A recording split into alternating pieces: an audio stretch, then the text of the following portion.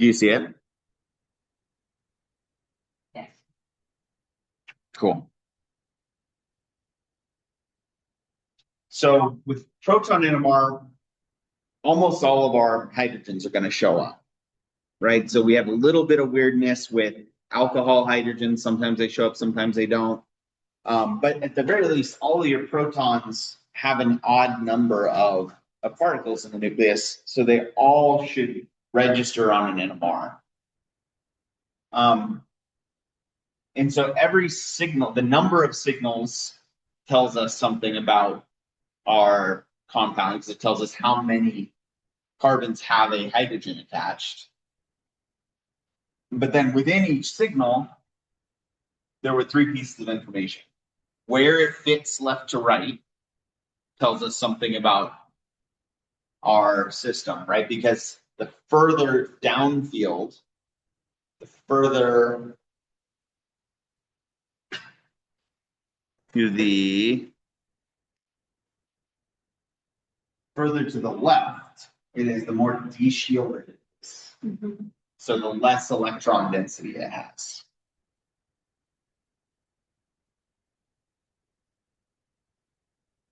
And then the integration tells us how many protons are part of that signal. So that's just the area under the curve. And then the splitting, the number of peaks we see within each signal, tells us about the number of adjacent hydrogens. And so that should all seem review. Yeah. Like you know what we're talking about here, because it is. And we spent some time with this last year, or last quarter. I guess that is last year. Mm-hmm. So let's see what we can do with that. Here is a spectrum. Okay. We know that the formula of this one is C9H12. Okay. What's the structure?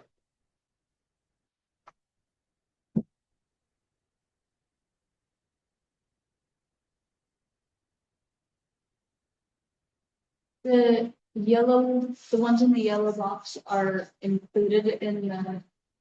Yeah, so this is just zoomed in so you can see the splitting better. If you look down, it's a little pixelated, or a lot of pixelated, but this is the peak that's right around 1. So that's this peak. Okay. This is the one that's between 1.5 and 1.8. So that's this one. And then this is 2.7 to 2.5. So right there. Okay. It's just zoomed in on a few of them. So And get so more then the detail. one around 7, are we going to say that that's 2 peaks? What happens around 7? No. Check your. Is it alcohol? 7. Ring.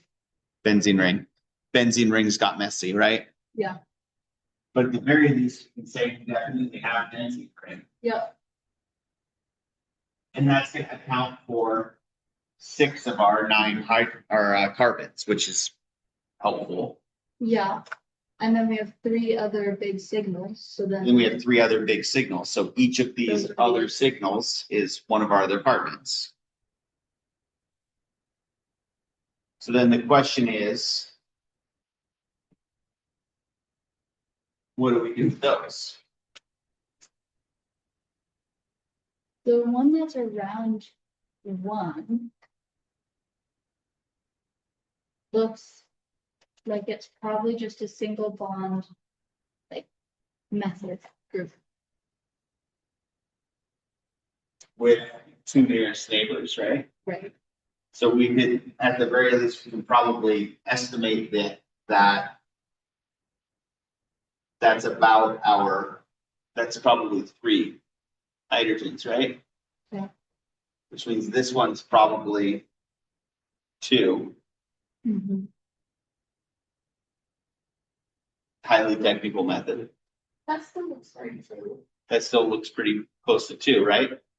So that would, so we are pretty sure we have a benzene.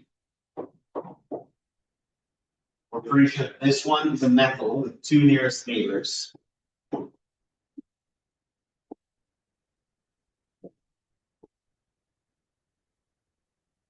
you draw the hydrogens on the ring? I just like to do that when I'm doing this so I can see the neighbors.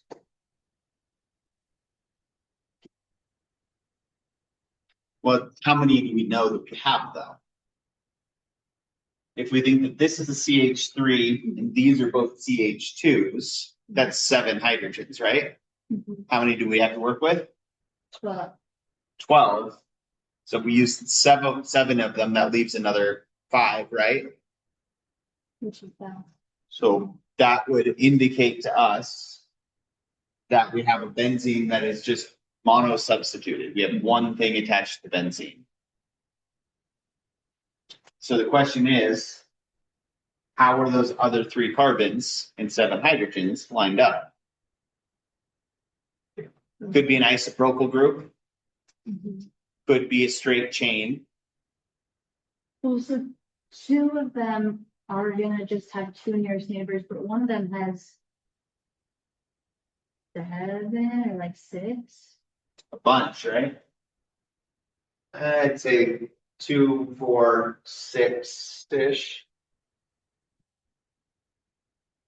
But not 1, 2, 3, 4, 5, 6, 7, 8. So 7 nearest neighbors, maybe.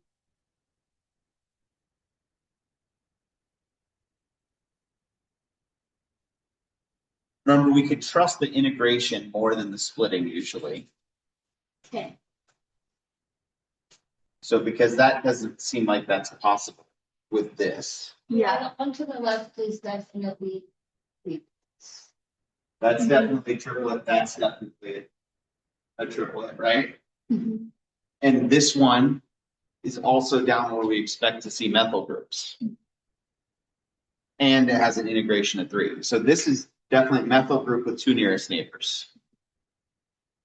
This is something else also with 2 nearest neighbors. Integration 2, so a CH2 with 2 nearest neighbors.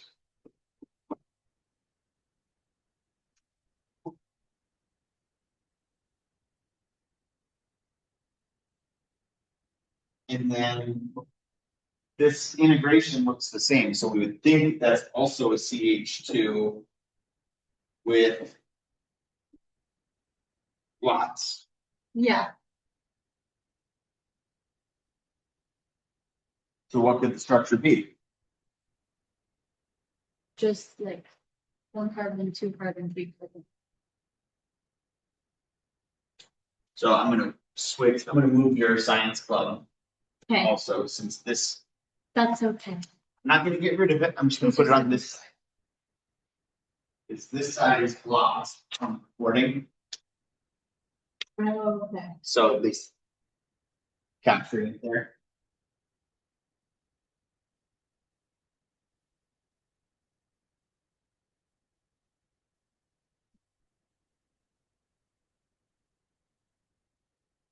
Makes the most sense to me. Even if this splitting looks a little bit weird, looks like it's splitting too much, because I see 1, 2, 3, 4, 5, 6, plus these little corners, these little edges. But that doesn't make any sense. Right. And it because the other option would be if it was isopropyl group, right? Right. Which would give that little one. Would make sense for all the nearest neighbors, but.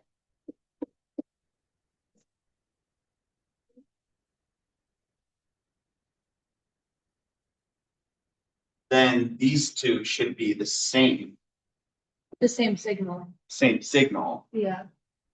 And and then the integration would be 6. So even though that would make it look a little bit better, because it gives us, we should see 7 peaks instead of 6 within our signal. I think the top one makes more sense. The only piece of information that doesn't match is the peak splitting. Everything else matches exactly what we would expect. Cool, that's a good review. Yeah. You want to do another one? Or should we get into the new stuff? Maybe I do another. Okay. Oh, yeah, this one has, or oxygen, we don't know if it's. What is, okay. 3 signals, so 2 carbons are gonna be symmetrical to each other. Or one of those carbons doesn't have any hydrogens. Oh, that's true. But good first glance. What happens with the integration? The second 2 are slightly bigger. They're slightly bigger. Can they actually be 1.5? That's what I think. 1, 2. Whole numbers, right? Can't have part of a hydrogen. Right. So Uh, what's the lowest number that could make it a whole number? 2. So we multiply all these by 2. So 2, 3, and 3. How many hydrogens does that give us?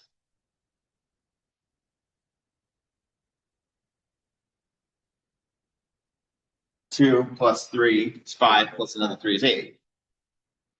I was like, I don't know how you get there. You see it now? Yeah. Okay.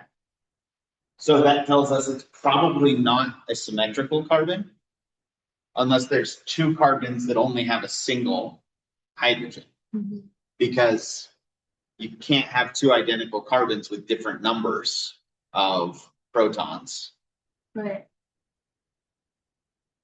So probably it means we have got a carbon that it's either we have 2 symmetrical carbons that each only have 1 hydrogen, or we have one of our carbons doesn't have any hydrogens, Mhm. which probably makes more sense because we see CH2s a lot. We don't see CHs, identical CHs. Yeah.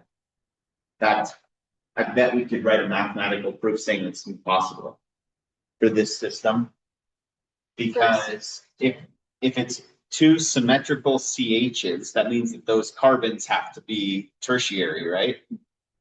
You can't have 2 identical tertiary carbons if you only have 4 carbons total. Right? So it would be impossible to actually have enough stuff around to get 2 CHs. So, that in mind,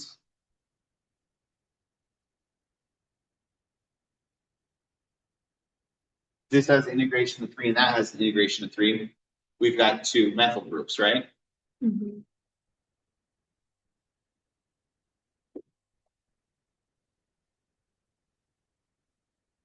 One of those methyl groups has no nearest neighbors. Mhm.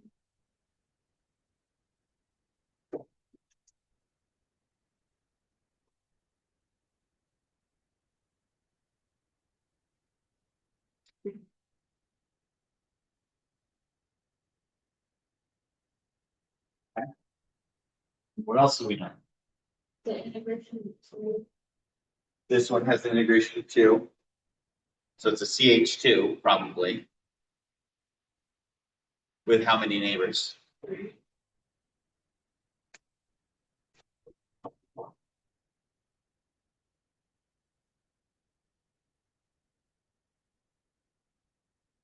And can we put anything together there? And you could, but we haven't put that oxygen yet. No, but we can still look at what's likely here. If we've got a CH2 with 3 neighbors and we've got a methyl group with 2 neighbors, They probably connect. it's probably an ethyl group. And so we've got a CH2 likely.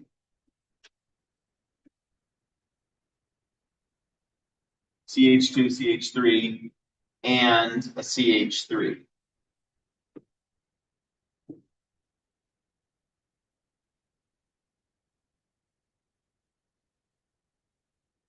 So all that's unaccounted for is 1 carbon and 2 oxygens.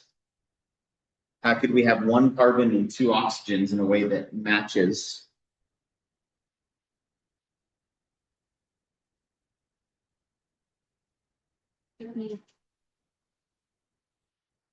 O connected to C. No, we can't put two oxygens on one carbon, right? Why not?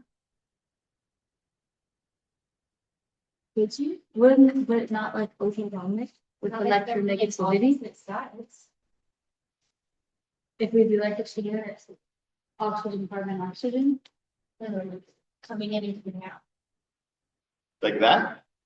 Yeah, That doesn't look familiar necessarily. no, What else is connected to these oxygens then? Because it can't be a hydrogen. the rest of the carbon chain that we made. So. And Yeah, what doesn't work about that? well, No, we do see ethers fairly often, but the carbon needs more bonds. carbon needs more bonds. Mhm. So we do have a couple functional groups that have two oxygens attached to the same carbon. They just look like this. Right. And then another, You could do an ester, would make a lot of sense, right? sure. A carboxylic acid doesn't make a whole lot of sense because we have two CH3s. So basically we need to put this in the middle of something. Right,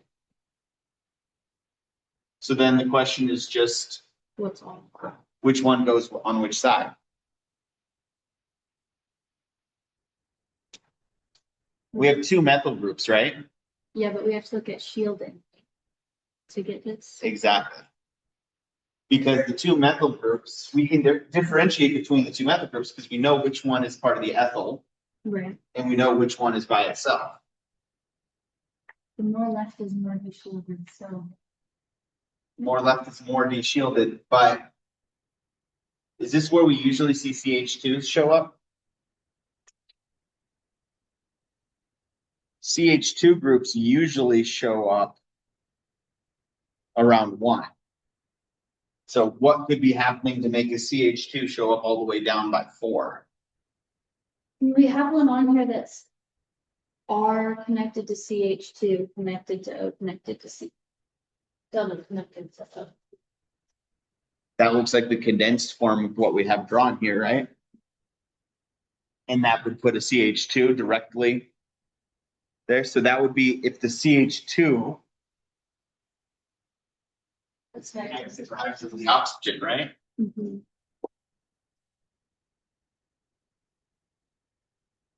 And then on the other side, we put our methyl group. That seems like it would work pretty well. Especially considering if you look up by 2, there's a CH3 attached to a carbon. That's a carbonyl. Yeah.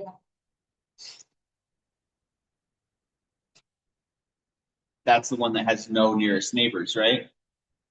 So this is a really useful, this is a more in-depth proton NMR because it helps us differentiate some of those things. We could get down to only 2 options without even looking at that. And even without the extra information, we could probably say, okay, well, the most de-shielded one is going to be the one that's directly attached to an oxygen. But this really does give us all the information to be really convinced we did it right.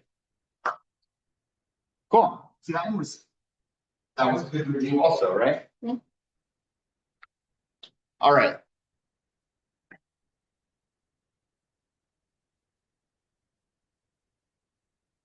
Said is first, if your home states we consider do not answer, leave the door locked at all times or later tonight. Well, that's very ominous. And when it's fixed. Is your dad oftentimes dramatic? No, and that was our mom who piped in. Mom, Dad was first. Mom was leaves the door locked. Huh. We do it because the cats can open it. So you can't leave it unlocked because they'll open the door from outside. Twice. Okay. All right, how do we feel about IR? Do we do a review on IR? I mean, we could. I wouldn't. We've got time today. What are we looking for in IR? Nothing under the. Nothing under 1500. So this blue line is here just so that we can see that's all our fingerprint region.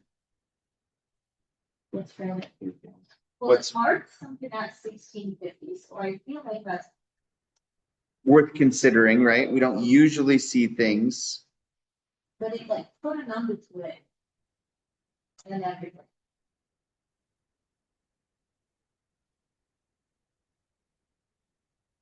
Yeah, that would fit the alkene.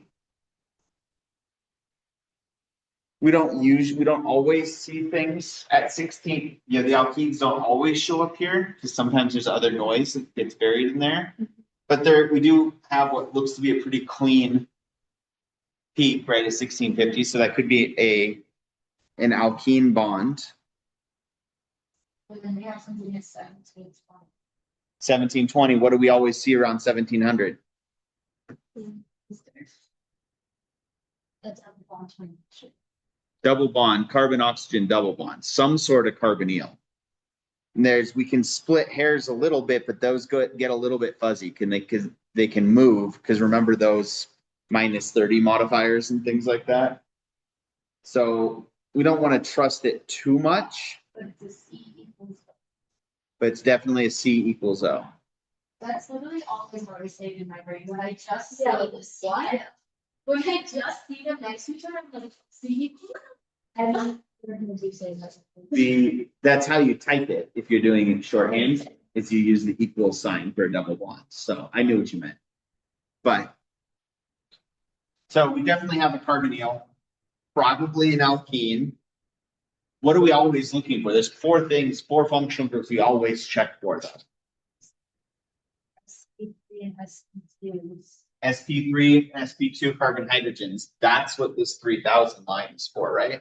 And it would be a lot stronger for SP3. The strong part of it basically the only things that are going to show up here are carbon hydrogen bonds. So don't worry too much about the strength of it. And we also alcohols and benzene. Alcohols and sometimes benzene rings. So this could be a benzene ring. It could be an alkene. You're thinking of NMR. With NMR, yeah, the aromatic region gets really messy, but it's the only thing that shows up around 7.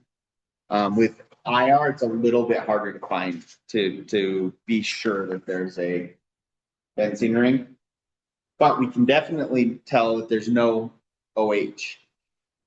Right, so because an OH would show up in this 3000 range, and it would be big and wide, rounded, right? So we definitely know we don't have an OH. The fact that we have peaks both to the left of 3000 and to the right of 3000 tells us we've got sp3 carbon hydrogens and sp2 carbon hydrogens. So the fact that we've got sp2 carbon hydrogens along with this 1650, we probably have an alkene or a benzene ring, one or both potentially. But we definitely have sp3 carbon hydrogens, sp2 carbon hydrogens, and a carbonyl. And we definitely don't have an OH. So without any more information, that's all we can do with IR. Remember, the trick with IR is to not try to read too much into it. At least not until you have a better idea what something is, because it's a little bit like tea leaves or a horoscope. You can read whatever you want into it eventually. So the trick is to know when to not do that.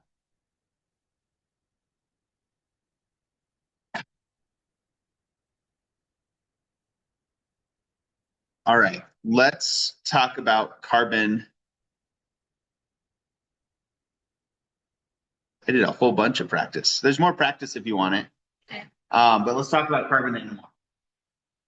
So carbon NMR is really useful for a couple reasons. One of which is because most modern, and when I say modern, I mean like new within the last 50 years, NMRs can pretty easily switch their detectors so that they're looking for a carbon NMR instead of proton. Basically, all you do to look for carbon NMR instead of proton NMR is that ppm, the chemical shift that we're looking for, instead of being looking from like 0 to 12 ppm, we look from 0 to like I can go upwards of 100 sometimes. But basically, we're just changing the frequency of the detector and the wavelengths of light that we're using to excite these things. And so that's a pretty easy thing. So basically, any modern NMR can look for anything with an odd number of nucleons. The most common of which are protons or carbon-13. I had my OChem instructor, his specialty for research was fluorine.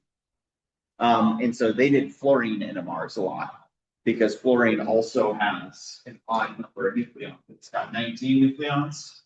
So fluorine NMR would show up as well. That's a little bit more niche, but it was easy to do. They didn't have to buy a whole new NMR to do it.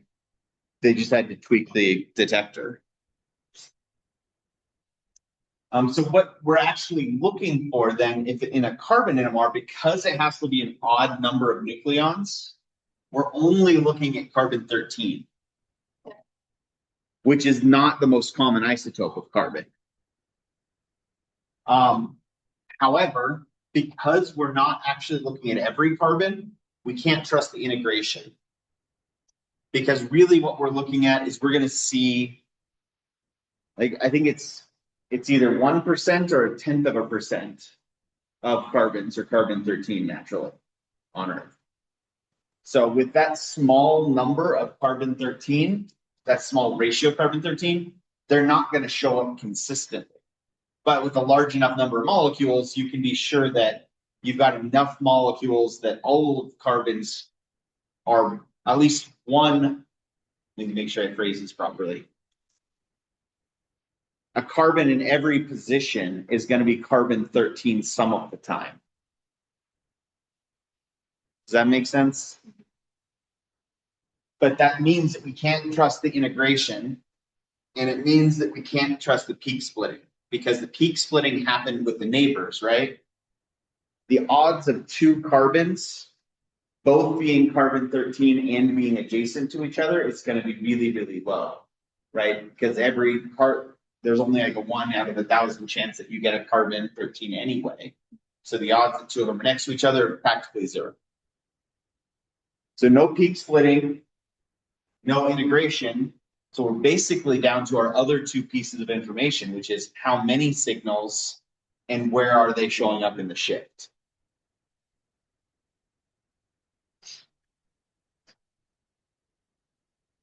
Right, so that simplifies things. Mm-hmm. It also means we can't do too much with carbon NMR without having more information. So a lot of times we'll get a carbon NMR along with an ion, or a carbon NMR along with a proton NMR. Just sort of like seal the deal. It's extra information, but it's not necessarily everything you need on its own. So it's sort of like how many signals and where they show up. Exactly. So what's the chemical shift, which works the same way? It's all has to do with electronegativity and shifting those electrons away. So something that's attached to an electronegative element is going to show up further to the left, more downfield, just like before.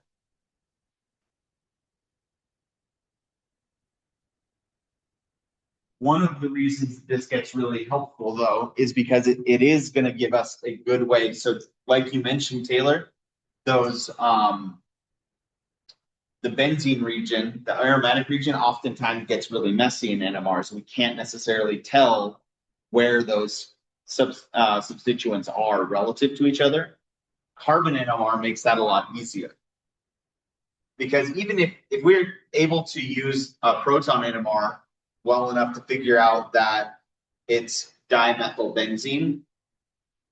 That's not necessarily enough to tell, is it 1,2-dimethylbenzene, 1,3-dimethylbenzene, or 1,4-dimethylbenzene. However, carbon NMR makes that really obvious just by counting the number of signals. Because how many distinct carbons should show up if it's 1,2-dimethylbenzene?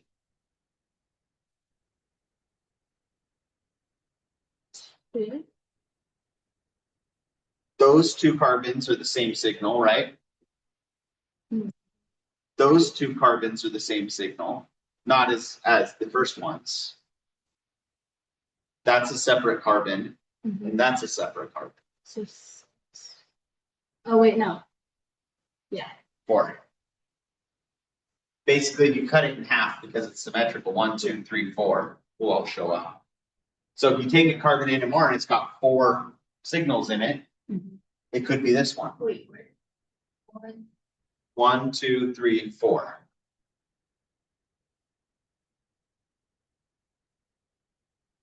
Versus this middle option,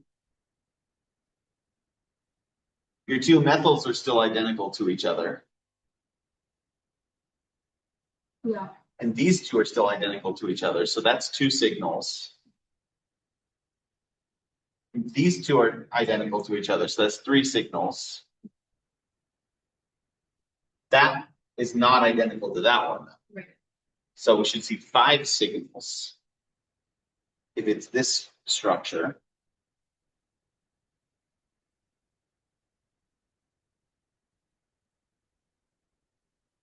How many signals in the last one? 4.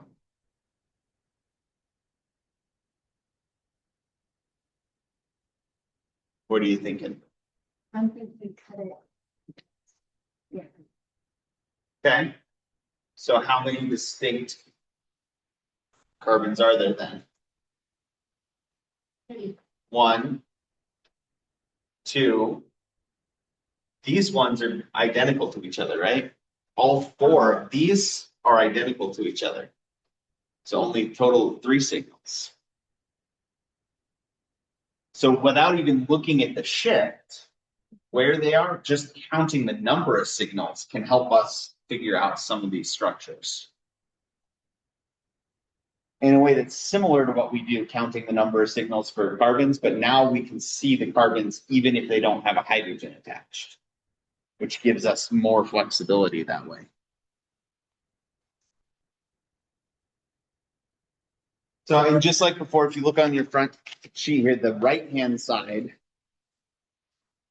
is your carbon-13 chemical shifts.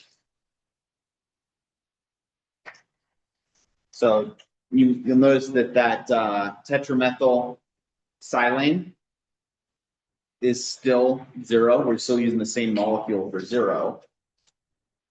But then basically we can tell a lot about where something about what's attached to a carbon based on where it shows up in the shift. So carbonyl carbons show up between 150 and 220. They're way de-shielded.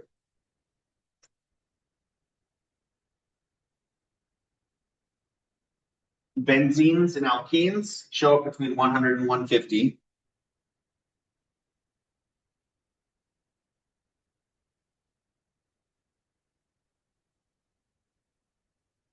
sp carbons, so alkynes, will show up between 50 and 100, as well as if you have sp3 carbons attached to oxygen or nitrogen, or fluorine or chlorine.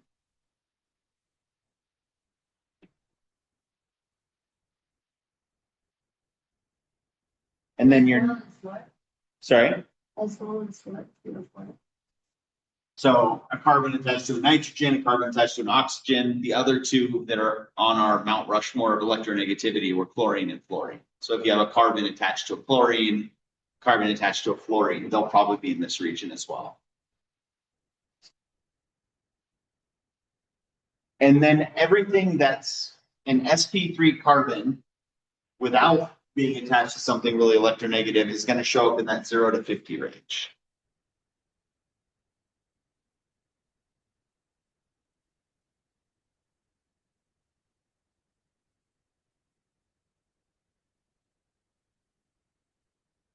So with that really rough idea, what would our carbon-13 NMR look like for this molecule? And first, just start by looking at how many signals, how many carbons are going to show up for this molecule here.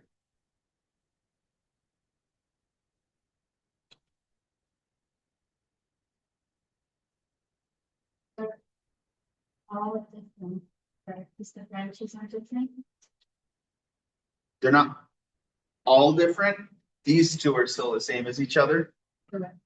But they're different than those two this time. So yes, we have a lot more signals this time than we did on the previous page. 1, 2, 3, 4, 5, 6, 7. Yeah.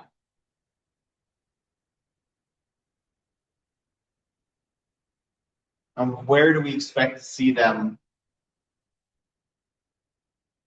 Expect to see peaks? To see two peaks between the 150. Yeah, for these two carbons.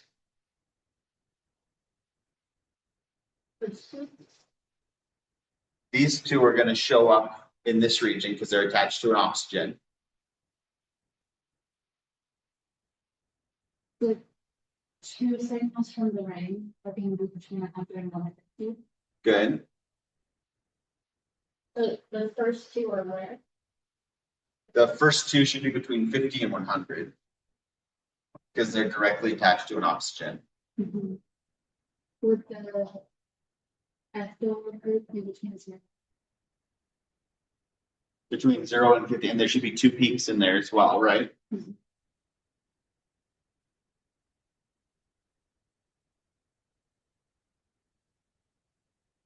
We have one more.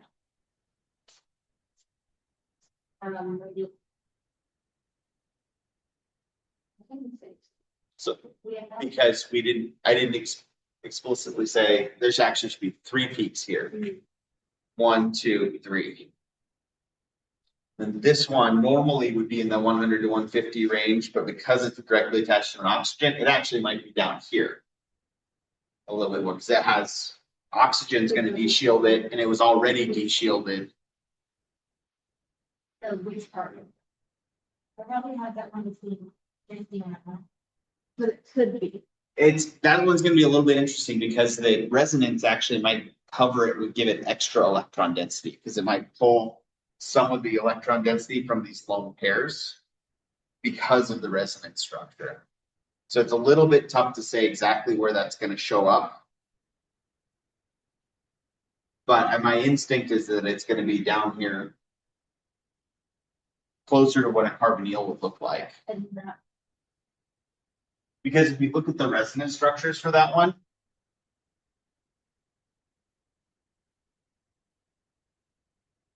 so it's not an sp3 carbon, so it's not going to actually show up. We initially said it was going to show up here, but that was specifically for sp3 carbons that are attached to an oxygen. It's an sp2 carbon, which is already going to be here, that's also attached to an oxygen. So our first thing was wrong. So our initial thought. In our resonance structures for that one.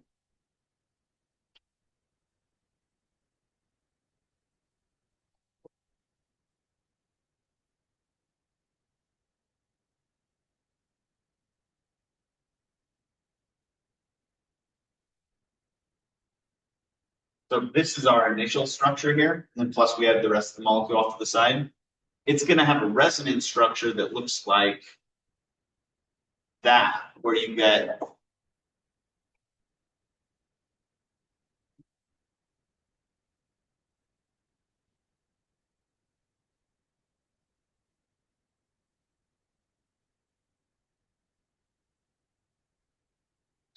the argument could be made that it might actually have a little bit extra electron density, but probably not. We're probably going to see all 4 peaks for the benzene ring are going to be in this 100 to 150 range. This one is gonna be the most de-shielded probably.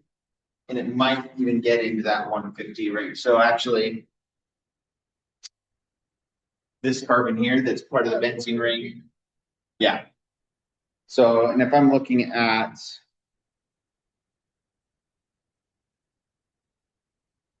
I don't have anything that specifies where we'd expect to see it, but probably in that 150, 100 to 150 range. It doesn't break it out any further than that. We could go find a better table for more detail there. But for the sake of this problem and just learning how to start to think about these things, that's fine. That's fine. Just, yeah, we're just estimating things anyway. So probably around 150 at the more de-shielded end of the 100 to 150. One of the things we'll notice about carbon NMRs is that they tend to be a lot noisier. You know, our proton NMRs were really nice flat lines. And part of that's because we get such strong signals because we have so many protons for each of these signals. And so there's less noise involved.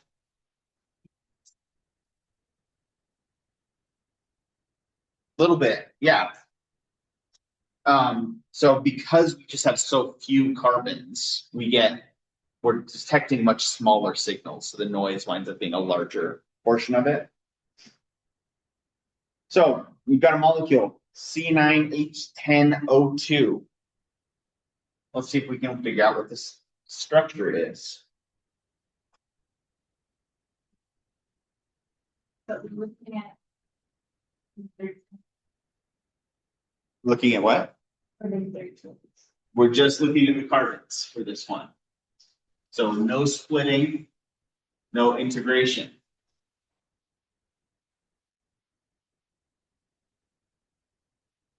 How many signals do we have? Remember, we're not counting the one at 0. Right. Anything past 150 should we count? Yeah. In fact, anything past 150 probably tells us we have a carbonyl. Definitely. So that one with a lot going on to the right staff houses. So because peak splitting doesn't happen with carbon NMR, we actually get to count all of those. Oh.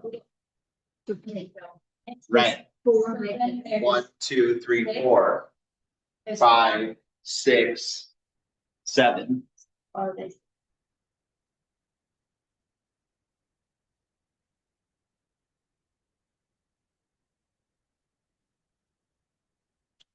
Now this little one right here, maybe that's noise, but probably not.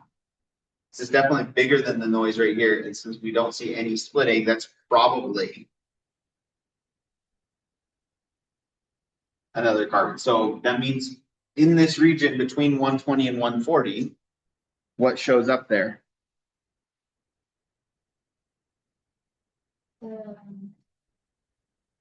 Benzene ring. What's Y just means something that's attached to it. It's a little bit like saying R.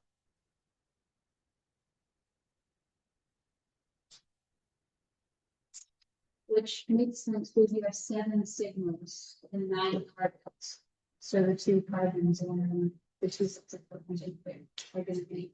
We have 4 signals, but 6 carbons. Right, but in total, right? Yeah. 7 signals. Mm-hmm. This means 7 unique carbons, but we have 9 carbons. So Which 2 of means them that are there double. should be- There's either 3 of them are identical to each other, or there's 2 doubles of each other. So it's a ring, it makes sense. Probably enough to be 2 carbons. It would make sense, and that can tell us something about how it's arranged, right? Yeah. Because we have 2 oxygens. If we have 4 unique, if we had 3 different things attached, pretty much anywhere. That's gonna make all of these carbons different. So what that tells us is we only have two things attached. If it was only one thing attached, we should have 1, 2, 3. So it could be just one thing attached. Okay. So 1 or 2 things attached to a benzene ring. Why? So if we, For carbons, and if we have one, we have 3. so if there's one thing attached here to the benzene ring, that carbon is different than those 2, which is different than those 2, which is different than that one. So that would be 4 signals. That would also give us 4 signals, as long as these 2 things are different from each other.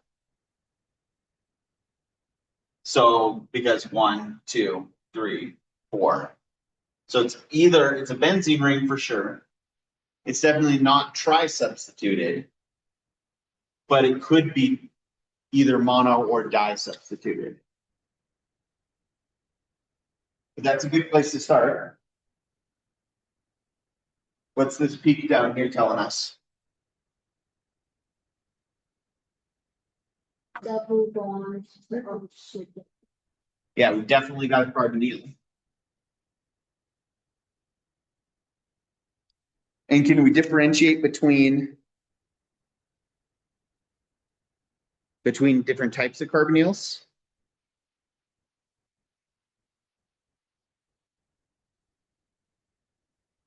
It's between 160 and 180. So, but one thing here. Are we captured it? Right. If you look at where the other carbonyls are from between 200 to 220, those would be for ketones or aldehydes. Because that's saying when you've got a carbon oxygen double bond and then it's between 2 R groups. Up above, it's a carbon oxygen double bond with an OH, so a carboxylic acid, or a carbon oxygen double bond to another oxygen to an R group, so an ester. So this tells us we had either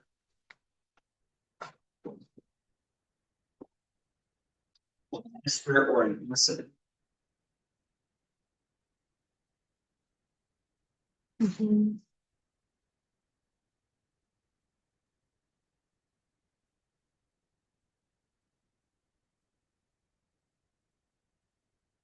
we have 2 more peaks down here.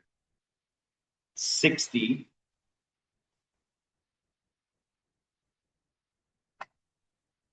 Could be a carbon triple bond, but that doesn't really match with the rest of what we've been talking about, right? And then it could be an alcohol. It can't really be an ether because both we used up the 2 oxygens we had, we're pretty sure it's either an ester or an acid. So it can't really be an alcohol or an ether. So it's all the options. Yes.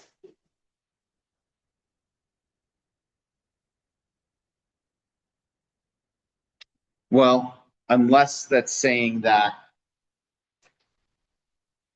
this, because remember our simplified graph? Yeah. Said sp3 carbon attached to an oxygen or a nitrogen directly in a single bond. So probably this 60 Is that? is this carbon.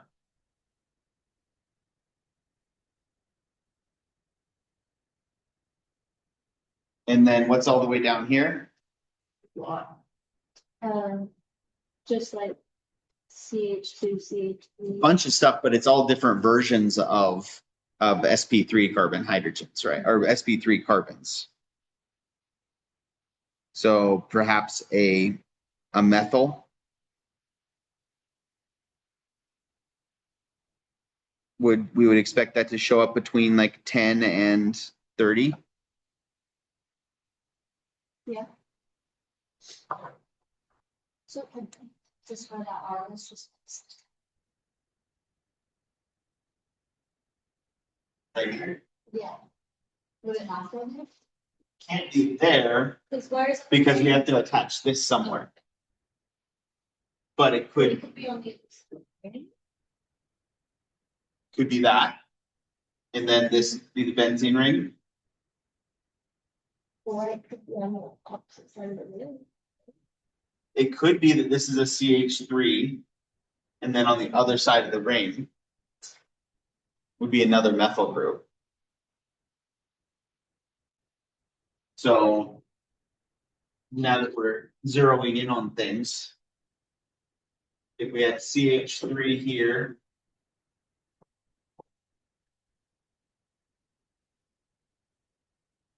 that's a possibility. And it gives us the right number. Yeah, it gives us the right number, total of 10 hydrogens, right? Mhm. It could, but this should also give us the right number.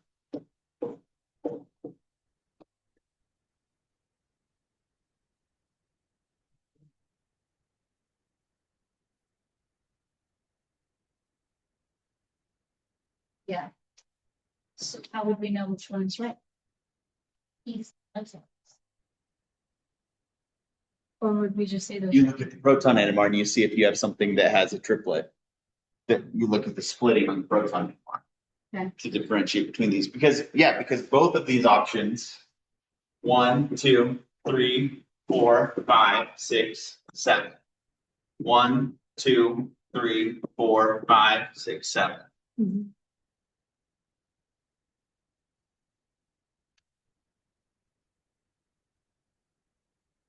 And there's no a CH2.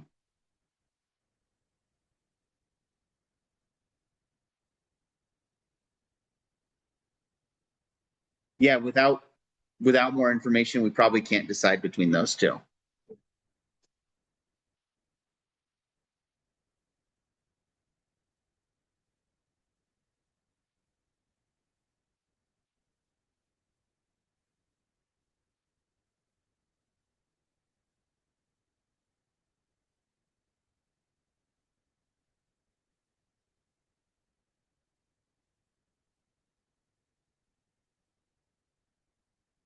Yep. So we'll leave it at that. We narrowed it down to 2 without only one of these graphs. That's not half bad. Here's the other way we can do things. The other thing that carbon 13 can do is it can do this weird thing where you can actually tell the number of hydrogens attached to a carbon by doing what's called distortionless enhancement by polarization transfer. Why does it sound? It's science.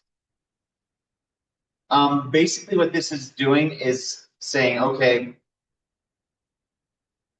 looking at how many hydrogens are attached to a carbon has a couple of effects on the angle of the light that comes off. So this 90 versus 135, those are angles. Because 90 degrees, if the light comes off 90 degrees, that's what it's talking about with polarization. So if you polarize the light and shine the light on it, it gives you different answers depending on how many hydrogens are attached. And the good thing about this is it's not going to shift anything left to right. All it does is it flips the sign on certain things. So your peak points downward instead of upward in some instances. Mhm. So DEP 90 is helpful in that it only gives you a peak if there's a single hydrogen attached to a single carbon. That right there would be enough to answer this. Because if it's a single carbon attached to a single hydrogen, we should have 1, 2, 3 peaks that look like that here versus only 2 of them here. Mm-hmm. Basically, one of those peaks in that carbon NMR disappears. And then this other version, broadband decoupled, means everything shows up the same way as normal. DEPT 90 means only CHs show up. And 135 they show up upwards, normal if it's an odd number of hydrogens, and they show up downward if it's a CH2. And it doesn't, neither of these show up at all if they don't have hydrogens. Could you use that? Actually, either of these two would be able to differentiate between these. Because if only CHs show up, this one has 1, 2 signals that have CHs. This one should have 3, 1, 2, 3. So basically looking at that aromatic region, and the way you usually see the decoupled version, the regular one we just looked at, and then you'd see the DEBT version like shifted up above it. So you look at them right next to each other. And it would look something like this peak would go away because it doesn't have any hydrogens on it. This set of 4 would go down to either a set of 2 or a set of 3. This one would disappear and this one would disappear because they have either 2 or 3.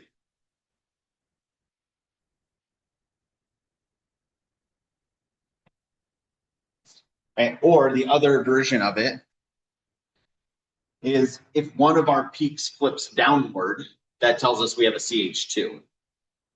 And if we have a CH2, we know that it has to be this option. Right, so your standard, like we saw with proton NMR or with IR, the formula in one spectrum gets you down to a manageable number of possibilities. And then we add a little bit extra information by either getting the proton NMR or you get these other coupled versions of carbon NMR, or you look at an IR. And sometimes the IR wouldn't be able to help us in this case, right? But any other NMR version would allow us to decide between these. Right, so here's the way that it usually looks. And this is going to be your cheat sheet for it. It's just, you want to keep this handy. Okay. So broadband decoupled, everything's normal. 90, only one of the peaks shows up, which means one of our peaks on this molecule on C4H10O has just a single hydrogen. And then the 135, it disappears if there's no hydrogens. It flips negative if it's a CH2, and it stays positive if it's a CH or a CH3. So we know that the one on the left is CH2 and the one on the right is a CH3. Exactly. So we've got a CH3. Why don't we just use that since it's like different? You don't see Because you don't see that C's that don't have hydrogens then.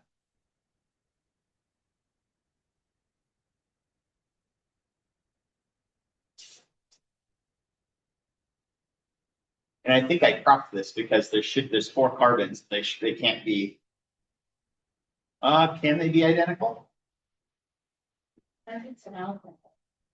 Says it's an alcohol. Can you have 4 carbon alcohol?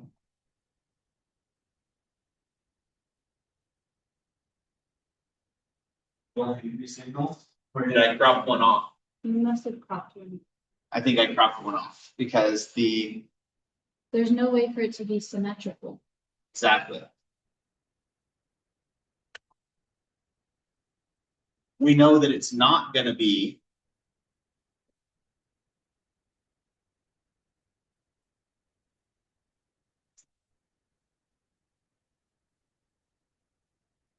definitely not that one. Mm-hmm. We have 1 CH2, not 3 of them. Yeah.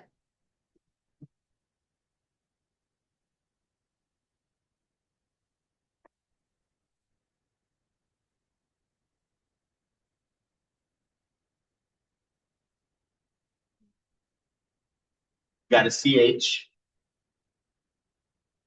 Got CH3. Yeah, this is must have drafted the wrong figure or the wrong formula.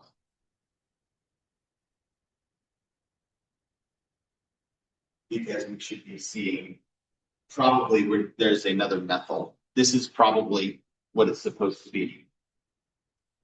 Maybe our two methyls are on top of each other, or I cropped one off down below. That's actually that makes some sense. See if I can fix that. If I cropped it in PowerPoint.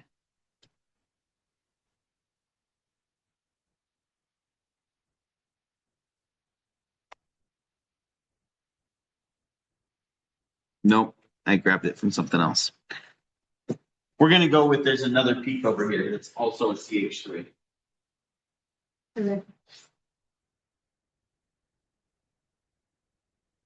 Right, so once you have these, you have these versions and you have this chart, that gives you a lot of information. It just takes a little bit of practice to tease it out sometimes. But it's always going to come down to draw your possibilities, rule them out, and when you get down to a reasonable number, start looking at your other one. But don't try to make any single spectrum do too much for you. Right? If you get to the point where you legitimately have two that are both equal cases, like we did before, start looking for more information in a different spectrum, usually. All right, so that is everything you need to know about carbon NMR for now. So I think that's so I take it back. Next quarter, we're going to do two-dimensional NMR, which looks like a heat map. It's an XY grid with a heat map on it. Those ones are really interesting and tricky.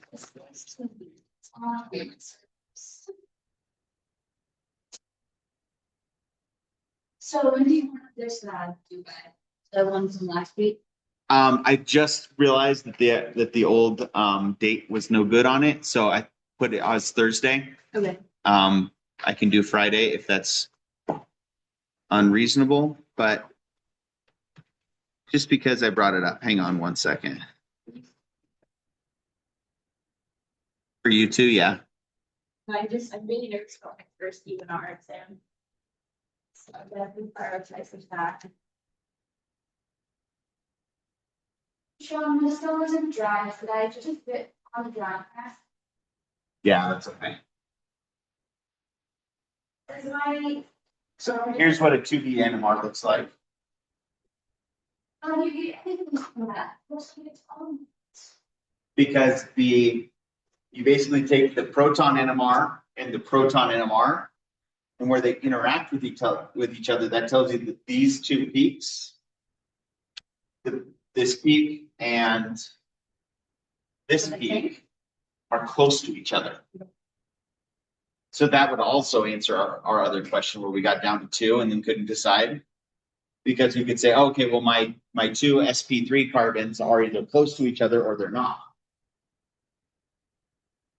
Okay. Exactly. But again, that's for next quarter anyway. Because these in domestic animals, nice, yeah.